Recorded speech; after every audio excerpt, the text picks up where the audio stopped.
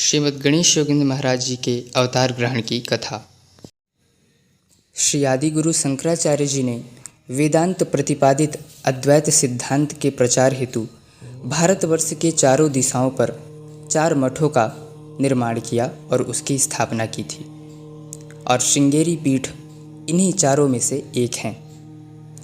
गुजरात के आंबी ग्राम स्थित धर्मनिष्ठ ब्राह्मण श्री सोमकांत के ज्येष्ठ पुत्र चिंतामणि की श्रीमद् चिंतामणि योगेंद्र पीठाधीश आचार्य के रूप में योजना की गई थी, और उनके सहायक के रूप में कनिष्ठ पुत्र श्री मोरेश्वर कार्य करते थे। सर्वत्र अद्वैत सिद्धांत की सुयोग्य स्थापना हो चुकी है।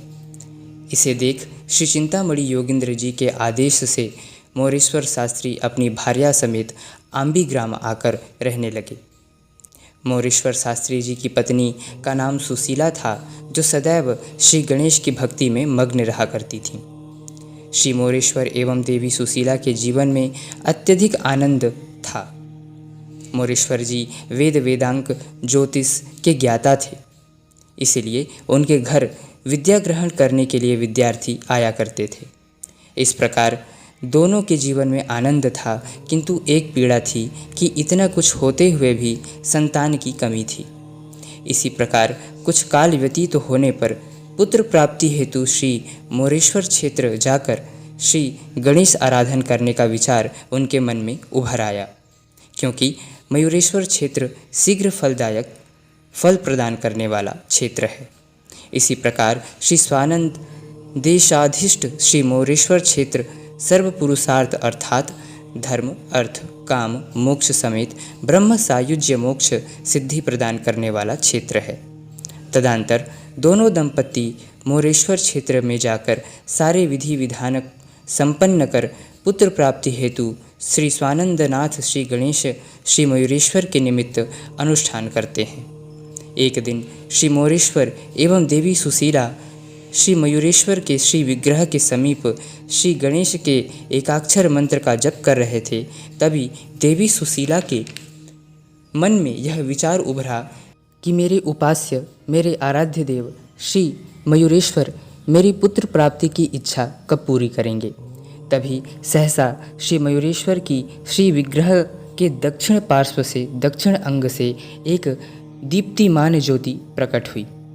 शास्त्रों में ऐसा वर्णन प्राप्त होता है कि ईश्वर के दर्शन सामान्यतया नाद अर्थात ध्वनि तथा प्रकाश के माध्यम से साक्षात होती है, अर्थात प्रकट हुए और ज्योति और कोई नहीं अपितु स्वयं श्री स्वानंदनाथ श्री गणेश ही हैं। तदंतर प्रकट हुए ज्योति मूर्ति के पार्श्व से ऊपर चली गई और वहाँ से देवी सुशीला के मुख में प्रवेश कर उनके उदर में स्थित हो गई। तब भगवान श्री गणेश ने उन्हें अपने सगुण साकार रूप में दर्शन प्रदान किया, और उस समय श्री गणेश चतुर्भुज थे। उन्होंने रक्त वस्त्र धारण किया हुआ था। उनका अर्धदेह मनुष्य का एवं मुख गज के समान था। सिद्धि बुद्धि उनकी सेवा कर रही थीं।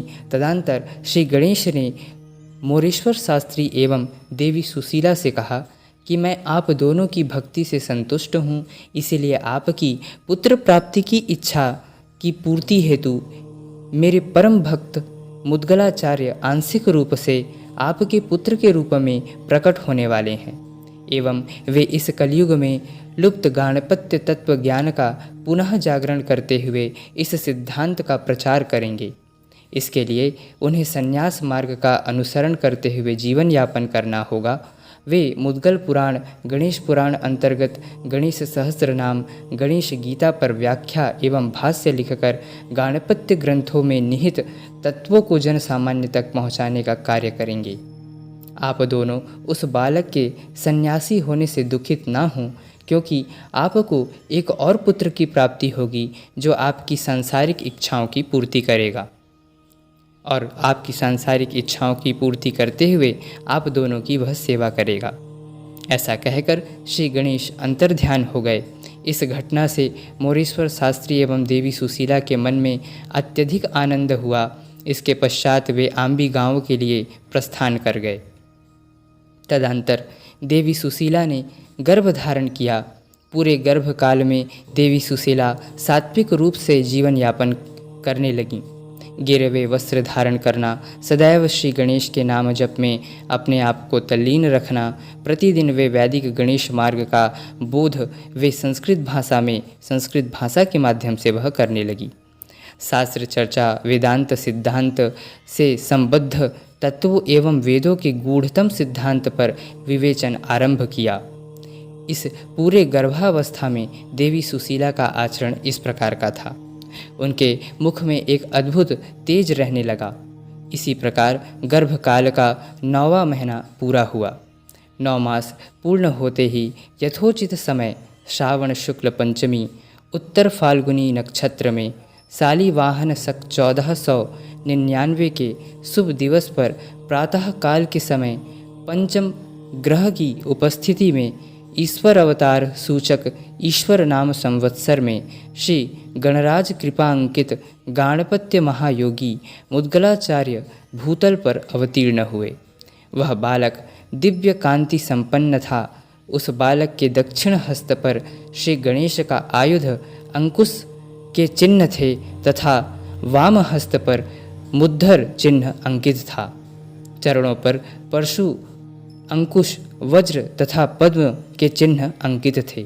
तदंतर पुत्र रत्न के जन्म की सूचना मिलते ही मोरेश्वर शास्त्री जी ने अपने पुत्र का मुखावलोकन किया और आंबी ग्राम के सभी निवासियों के घर फल एवं मिष्ठान वितरित करवाया।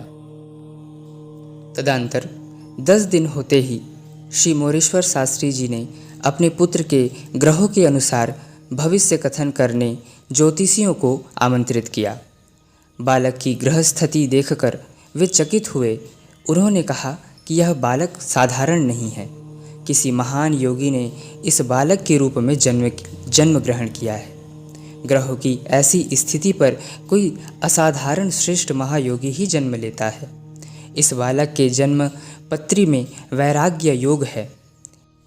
यह प्रखर बुद्धिमत्ता का धनी होगा। हाथों में अंकित अंकुश तथा मुद्दर चिन्ह के फलस्वरूप यह सन्यासी होगा। बालक के जन्म के समय सिंह लग्न होने के कारण यह अपने तर्कों से पाखंडी मतों का खंडन करेगा। गणेश गीता में श्री गणेश ने श्रावण महीने का उल्लेख अपनी विभूति के रूप में किया है। इस बालक के जन्म के दिन नाग पंचमी का पर्व था।